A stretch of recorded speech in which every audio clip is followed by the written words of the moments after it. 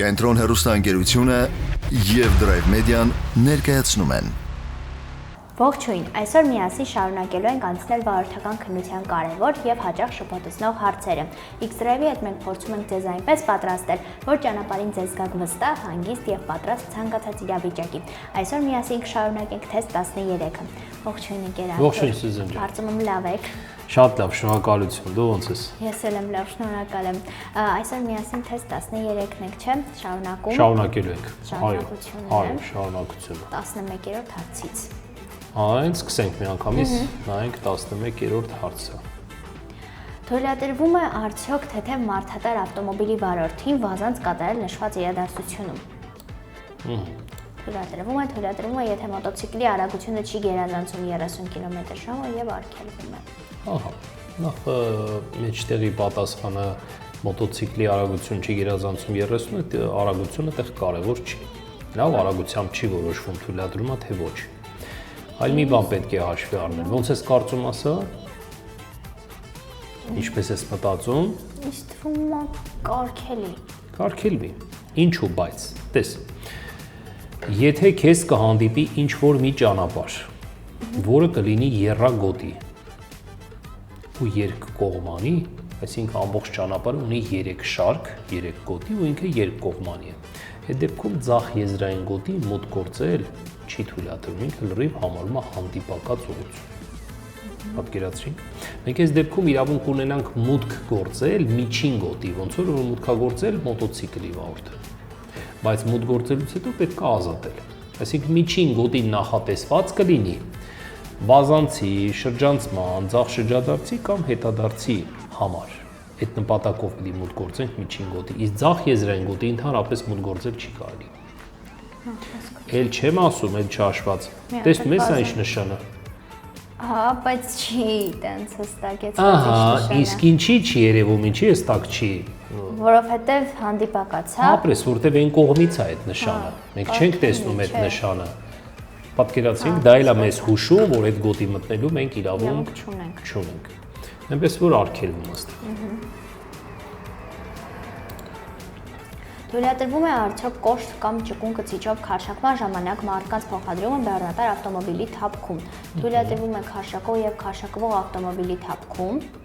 Թույլատրվում է միայն քարշակվող ավտոմոբիլի թափքում։ Թույլատրվում է միայն քարշակող ավտոմոբիլի թափքում, երկու ավտոմոբիլների թափքում էլ արգելվում է։ Քարշակվող ավտոմոբիլի թափքում։ Ահա, տես, նախորդ հանդիպմանը մենք միասին հանդիպեցինք, մեզ հարց են ուղղել։ Քարշակող եւ քարշակվող։ Այո, քարշարկող եւ քարշարկվող։ Նու քարշարկողների կապ չունի դա թեթև մարդատարի բեռնատար, թե ավտոբուս քարշարկվողներում թույլատրվում էր մարդկանց գտնվել, այնտեղ մնում էր ուսումնասիրին քարշարկվողների տարբերակը։ Արի հերթով կարդանք, թույլատրում է քարշարկող եւ քարշարկվող ավտոմոբիլների թափքերում։ Թափքը դա կուզովն է, բեռնատարի, եւ քաշողում եւ քարշարկվողում թույլատրվի։ Չէ։ Թափքերում չէ։ Թափքերում չէ, հա։ Այդ քարշարկվողի խցիկում է թույլատրում, որտեղ որ վարորդն է գտնվում։ Հա։ Հիմա մյուսը կարդամ։ Թույլատրում է միայն քարշարկվող ավտոմոբիլի թափքում։ Քարշարկվողը անսարքն է, հետևինն է։ Թույլատրվի, էլի ոչ։ Թույլատրում է միայն քարշարկող ավտոմոբիլի թափքում։ Քարշակողին կթույլատրվի։ Այ քարշարկողում կթույլատրվի։ Հա։ Լավ։ Հասկացա։ Դե երկուսի թափքում էլ արգելում է, այդպես չի, որտեղ քարշարկողում թույլ է տալիս։ Քարշարկողում ներողություն, որը որ նշեց։ Քարշակվողում չէ։ Ահա։ Ու ինքը շեշտում է, նշում է բեռնատար ավտոմոբիլի թափ։ Այսպես։ Մյուսը։ Որ ավտոմոբիլին է թույլատրվում կանգառ կատարել այս նշանների ազդման գոտում։ Ահա։ Ինչ փոքրացնենք։ Այդպես։ Կարմիրի։ Որ ավտոմոբիլին է թույլատրվում կանգառ կատարել։ Նախ այս նշանը այս նշանը ցույց է տալիս կանգառ կայանում կատարելը արգելվում է։ Ճիշտ է, իսկ տակը ցուցանակով Այս ցուցանակը Հաշմանդամներին վերաբերվող ցուցանակն է ու կարմիրով գիծ արված իր վրա։ Հաշվանդամներին չի ազդում այդ նշանը։ Ապրես, բոլորին արգելվում է բացառությամբ, բացի հաշմանդամներից, ուրեմն։ Բայց մինչև այդ նշանը այդտեղ է ազդում, դրանից հետո կթույլատրվի, չէ՞ կարողանալ։ Դրանից սկսած, ուրեմն նշանները ազդում են, երբ որ դու գալիս, հասնում, հավասարվում ես իրեն։ Այդտեղից սկսած նշանը սկսում է ազդել։ Այսինքն կարմիրին կարգելվի։ Կարմիրին կարգելվի, իսկ հաշվանդամ ճանաչման նշանով կառավարված տրանսպորտային միջոցը, որի վարորդը հաշվանդամ է, իրավունք ունի ու անկախ տևողությունից այդտեղ կայանալու։ Հա, այսինքն դեղինին կթույլատրի։ Դեղինին թույլ պատասխաններում տես նշված է դեղին հաշմանդամ ճանաչման նշանով կառավարված ավտոմոբիլի թույլատրի։ Իսկ եթե լիներ միայն արգելող նշանը, ոչ ոք տեղ կանգառ կանոն կատարելու իրավունք չեր ունենա։ Հասկացա։ Մյուսն ենք նայում։ Որ նկարում է վարորդը ճիշտ կատարել կանգառ ուղևորներ իջեցնելու համար։ Ճիշտ կատարել կանգառ։ Ճիշտ կատարել։ Իսկ Արի նայենք առաջինը կարը։ առաջինը նայենք իջավ 5 մետր անկյունային մասից հեռու է կանգնել։ Խախտում արել է։ Առաջինն է ինձ թվում է։ Երկրորդը խախտում կանի, որովհետև հետիոտների համար նախատեսված Տեսադաշտ սահմանափակում։ Հետիոտին մենք չենք նկատում։ Նայ, կանոններով եւ պետք է անկյունային մասերից 5 մետր հեռու մնալ, ոնց որ մենք տեսնում ենք առաջին նկարում տվյալ վարորդը խախտում չի կատարել։ Ինչպես նաև հետիոտնային անցումից էլ է պետք 5 մետր հեռու լինել։ Հա։ Այս վերջնամասից պետք է կապույտ մեքենան լիներ 5 մետր հեռու։ Եթե 5 մետր հեռու լիներ, ինքը կանոնները խախտած չէր լինի։ Հիմա խախտում արել։ Նորից եմ ասում, ուշադիր լսի, չի թույլատրում կանգառ կանոն կատարել հետիոտնային անցման վրա եւ դրանից 5 մետր առաջ։ Բայց հետիոտնային անցումը անցնելուց անմիջապես հետո հենց անցար թույլատրում է կանգառ կանոն կատարել, այդտեղ ոչ մի մետր էլ կարելի է չպահել։ Հասկացա։ Առաջին նկարում ուրեմն ձախ նկարում։ Դա մի փոքր ավելի տենց մեկնաբանությունները երկար ենք ասում, մանրամասը, որպեսզի հարցեր չառաջանան։ Ես չեմ նեղվում հարցերից, մեզ դիտողները հարցերը ինչքան ուզում են մեզ ուղղեն, բայց հնարավորինս մատչելի, որպեսզի հասկանալի լինի։ Որ հարցեր չառաջանան։ Որպես գնացքի կանգառի ազդանշան ծառայում է ձեռքի շրջանաձև շարժումը ցերեկը վառ գույնի լաթով կամ որևէ լավ տեսանելի առարկայով, գիշերը ջահով կամ լապտերով։ Սկավառակով կամ կարմիր դրոշակով գլխավերը բարձրացրած ձեռքը, առաջ բարձած ձեռքը, վեր եւ վաճոճվող առաջ բարձած ձեռքը։ Արի ճիշտ պատասխանը նշեք, մի փոքր մեկնաբանենք, բացատրենք։ Գնացքի կանգառի ազդանշան որպես ծառայում է մեր նշածը։ Ճիշտ պատասխանը սա է։ Դեպքեր են եղել ու YouTube-ում շատ կան նման դեպքեր, երբ որ տրանսպորտային միջոցը, ինչ որ մի տրանսպորտային միջոց գալիս գնացքի գծերի վրա անսարքանում։ Հնարավոր է բենզինը վերջանա, հնարավոր է ակը վնասվի, պայթի, ինչ որ խնդրի առաջ կանգնի։ Պետք է ազդանշան տալ ինչ որ կերպ այդ գնացքի վարորդին, որտեղ դեպք է տեղի ունեցել։ Իսկ այդ ազդանշանը տալիս են այս եղանակով, շարժում են գնացքին ընդառաջ, այնտեղ պետք է, ասում եմ, եթե կա տրանսպորտային միջոցի մեջ երկու անձ, շարժում են տարբեր ուղղություններով գնացքին ընդառաջ։ Ինչի տարբեր ուղղություններ, որտեղ չգիտես գնացքը քեզ որ կողմից կմոտենա, ու մինչև 1 կիլոմետր պետք է շարժվել գնացքին ընդառաջ։ Ձեռքի շրջանաձև շարժումով, ու վառ երևացող ինչ որ մի թաշկինակ ասենք, ինչ որ դեղին, կարմիր զոլավոր, ինչ որ մի վառ երևացող առարկայով, շարժելով, թափարելով գնում են գնացքին ընդառաջ։ Իսկ այդ նույն գործողությունը պետք է օրվա ոչ լուսավոր ժամերին, այսինքն գիշերը անել ջահով, լապտերիկով, որպեսզի գնացքի վարորդը նկատի, տեսնի, հասկանա, արագությունը նվազեցնի, ինչև գա հասնի դեպքի վայր կանգ առնի լրացուցիչ բախում կամ լրացուցիչ վթար տեղի չունենա։ Սա է ողջ պատմությունը։ Հասկացա։ Որ տրանսպորտային միջոցների վարորդներն են խախտել ճանապարհային նշանի պահանջները։ Ահա։ Այստեղ այս նշանը ցույց է տալիս թեթև մարդատար։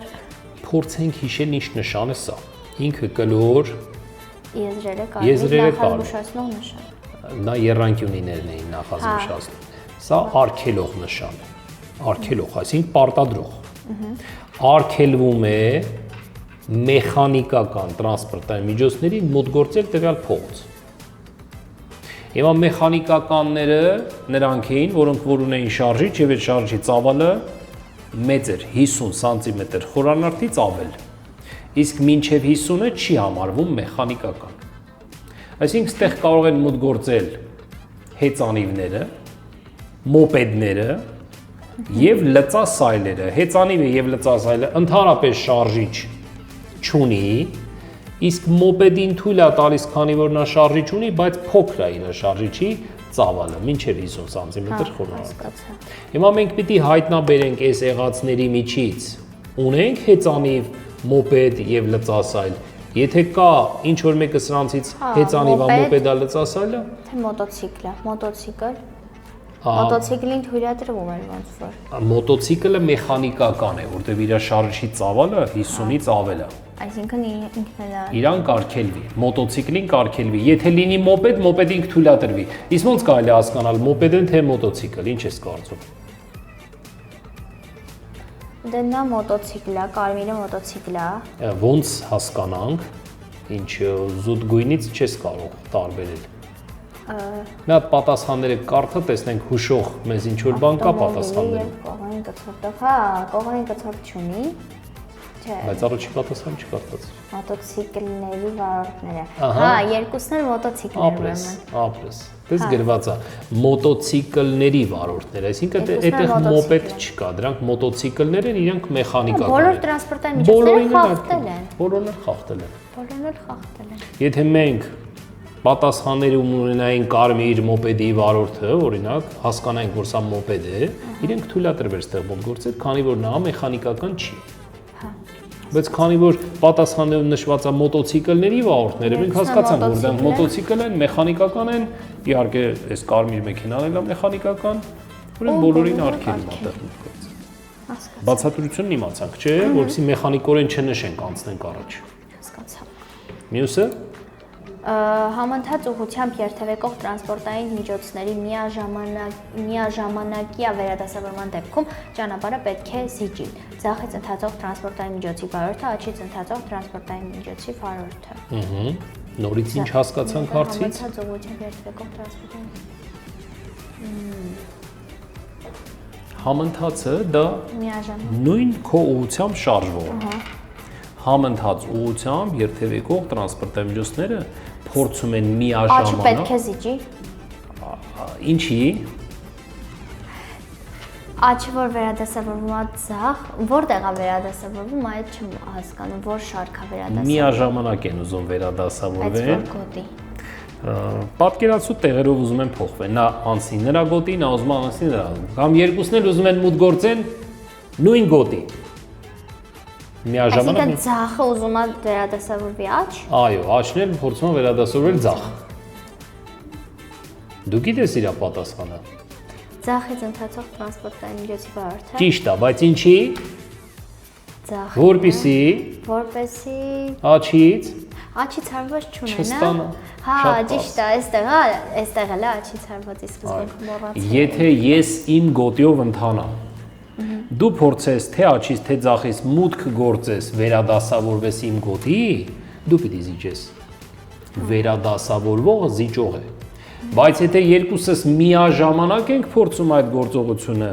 կատարել, երկուսս էլ փորձում ենք միաժամանակ մուտք գործել, ենթադրենք միջին գոտի։ Արդեն աչից հարված ստացողը պիտի զիջի, որովհետև պայմանները մեր մեջ հավասարվում են։ Հասկացա։ Լավ։ Ուրեմն ձախից ընթացող տրանսպորտային միջոցի վարորդը կզիջի, որպեսզի աչից հարված չստանա։ Կարճ ու կոնկրետ, ես ուղղակի մոռացել էի։ Այստեղ ուղղակի նկար չկա, եթե նկարով լիներ, դու տեսնեիր, կարող է, հա, ճիշտ պատասխան էր, ուղղակի այստեղ պատկերացում պետք է պատկերացնեիր, աչը ձախը, այսինքն հարցի պահանջը հասկանանք, նորից ճիշտ պատասխան։ Մյուսը։ Սա բանը չի։ Մեզ ուղղել էին նախորդ։ Հա, տրոլեյբուսների լուսացույցի չի։ Այս լուսացույցը կիրառվում է տրամվայների եւ տրոլեյբուսների երթևեկությունը կարգավորելու համար, միայն տրամվայների երթևեկությունը կարգավորելու համար, տրամվայների, ինչպես նաեւ առանձնացված կոդիներով երթևեկող ընդհանուր օգտագործման եւ այլ, չէ, սա բացառեցինք, տրամվայների երթևեկությունը, չէ։ Միայն տրամվայների։ Տրոլեյբուսների։ Տրոլեյբուս, տրամվայ, տրոլեյբուս, տրամվայ ընդհանուր օգտագործման տրանսպորտային միջոց։ Այո։ Ընդհանուր օգտագործման։ Ընդհանուր օգտագործմաններին է վերաբերվում։ Դե եթե չկա այս լուսացույցը, այդ ընդհանուր օգտագործմանները կօգտվեն հիմնական լուսացույցից։ Հա, հասկացա։ Լավ, տրամվայների, ինչպես նաև առանձնացված գոտիով երթևեկող ընդհանուր օգտագործման այլ տրանսպորտային միջոցների երթևեկություն։ Իսկ հիշում ես ոնց էր աշխատում, իր սկզբունքը աշխատանքային ինչպիսին էր։ Որ ներքևինը միշտ պետքա միացված Ապրես։ եթե միացված չի, ուրեմն կարգելի Չի կարելի շարժվել։ իսկ իր ուղղությունները կարգավորվում են վերևի այդ միացված եւ անջատված լինելը։ Եթե ձախինն է միացված թույլ կտա ձախ, եթե աչինն է աչ, եթե վերևինն է բոլոր ուղղություններով։ Իսկ եթե ներքևինը անջատված է, ուրեմն կարգելվի, շատ ճիշտ է։ Հիմա այս դեպքում օրինակ նայ ներքևինը միացված է, արգելվում է ձախու աչ։ Հա, աչուձախ կարգելվելը։ Եթե հարցնի թույլատրում, այդ դեպքում մենք կնշենք ուղիղ։ Մուքը արգելումն է։ Իբր անջատվածն է, որտեղ ինքը լուսնասպիտակ գույն է լինում, սպիտակ գույն։ Այդ համարում է միացած։ Եթե անջատված է, արդեն մուք է, սև։ Շատ ճիշտ։ Մյուսն ենք փորձում։ Ավտոմոբիլը խաչմերուկը կանցնի։ Ահա։ Առաջին եւ երկրորդը։ Յոպե։ Դե տրամվայը կօգտվի սեկցիայից։ Ապրես, շատ ճիշտ է։ Դե եթե օգտվում է սեկցիայից, ինքը պիտի զիջի ճանապարհը։ Ստեղ արդեն տրամվային առավելություն Բայց չունի։ չի ունենա, բայց հա, ես մտածեցի, որ ավտոմեքենան աչ էր թեքվում։ Չէ, ուղիղ աչ։ Դե եթե աչ թեքվի, ուրեմն առաջինը կանցնի ավտոմոբիլը, հետո տրամվային։ շատ ճիշտ։ Որովհետև սեկցիայից օգտվում Ավտոմոբիլը խաչմերուկը կանցնի, ստեղ առաջինը։ Իսկ եթե նորտես դու ասիր, ինձ թված աչ է թեքվում, ենթադրենք, եթե աչ շրջադարձ կատարեր կապույտ մեքենան։ Տրամվայի առաջինը կանցներ։ Չէ, իրանց ուղղությունները չէր հատվում, իրանք միաժամանակ էին անցնում, որովհետև հատում չէր լինի, իրանք վթար տեղը չէր ունենա։ Չէին խփելու, իրանց ճանապարհները չէր հատվի։ Բայց մենք չունենք նման պատասխան։ Ենթադրենք միաժամանակ կանցնեն։ Առաջինը կանցնի ավտոմեքենան։ Շատ ճիշտ ես։ Մյուս հարցը։ Վերջին հարցը։ Ահա, վերջի հարցը։ Առաջին բուժօգնությանն է վերաբերվում անգիտագից վիճակում գտնվող տուժածին հայտնաբերելուց հետո առաջին հերթին պետք է խմեցնել նրան սառաջուր, բերել նրան կողքի ապահովության դիրքի, պահպանել մարմնի նորմալ ջերմաստիճանը, բացել շնչուղիները եւ ստուգել շնչառությունը։ Իսկ հիմա բացել շնչուղիները ու ստուգել։ Շատ ճիշտ ես։ Եթե հերթով էլ նայելով գնանք, անգիտակից մարդուն, որը գիտակցություն չունի, խմեցնել սառաջուր, նախ սառը կապ չունի սառն ու տաքը։ Եթե մարդը գիտակցություն չունի, ջուր լցնես բերանը կխեղդվի, նա չի կարող այդ ջուրը խմել։ Կամ բերել նրան կողքի ապահովության դիրքի, ինքը էլի գիտակցությունը կարող է վնաս հասցնել իրան։ Պահպանել մարմնի նորմալ ջերմաստիճանը, էլի գիտակցությունը անգիտակից է մնալու։ Իսկ շնչուղիները բացել, ստուգել շնչառությունը, դա երևի այդ արհեստական շնչառության միջոցով շնչուղիները բացելն է։ Ներփչումը։ Սա է պետք անել։ Ճիշտ պատասխանը սա։ Շնորհակալ եմ շատ դասի համար։ Համեցիր Սյուզան ջան։ Հարցերը տեսնենք, ուղղել են մեր YouTube-ը դիտողները։ Փորձենք պատասխանել։ Ուղղել են անվադողերի նախշանկարի թույլատրելի, անթույլատրելի պարամետրերը բացատրեք, եթե հնարավոր է։ Շատ անհասկանալի է, ինչն է արգելվում։ Թեստերի եւ նյութերի մեջ հակասում են միմյանց։ Չէ, հակասող բան չի կարող լինել, դա բացառվում է, ուղղակի անվադողերի նախշանկարի թույլատրելի, անթույլատրելի պարամետրերը։ Այդ չափերի մասին է խոսքը, թույլատրելի չափը։ Ես կարող եմ իմ գրատախտակին գրել այդ թույլատրելի չափերը, մեզ դիտողները փորձեն այդ թվերը ուղղակի հիշել։ Դա պետք է անել։ Տեսեք, A կարգը ես այդտեղ նշում եմ մոտոցիկլ։ B կարգը դա թեթև մարդատարն է, C կարգը բեռնատար եւ ունենք D կարգ ավտոբուս։ Ահա։ Մոտոցիկլի մոտ դա պետք է լինի 0.8 մմ, թեթև մարդատարը մոտոցիկլի կրկնակին, այսինքն 1.6 մմ պիտի լինի։ Դե բեռնատարն ու ավտոբուսն էլ մեկը մյուսի կրկնակին, այսպես հեշտ է հիշել։ բեռնատարի մոտ 1 մմ, ավտոբուսի մոտ 2 մմ։ Այս թվերը միլիմետրերով են, նշված թվերից պակաս շահագործում չի թույլ տալիս։ Ավելի հետ գործ չունենք, ավելը նորմալ է, քանի որ ավելը գործարանը մեզ արտադրում եւ մեզ վրա վաճառում է, ավել պետք չի։